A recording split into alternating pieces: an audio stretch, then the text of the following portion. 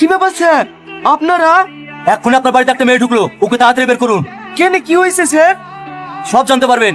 এই ওকে খুঁজে বের করো তো। এই বেশি বকিসনি, চোরে গাল লাল করে দেব, চল বলছি চল। স্যার, আমি তো কিছুই বুঝতে পারছি নি, একে কিসের লেগে ধরছে? এই মেয়েটা হচ্ছে পকেট মার, একজন মানিব্যাগ চুরি করে আপনার বাড়ি পালিয়ে এসেছে। এই ওকে নিয়ে চলো।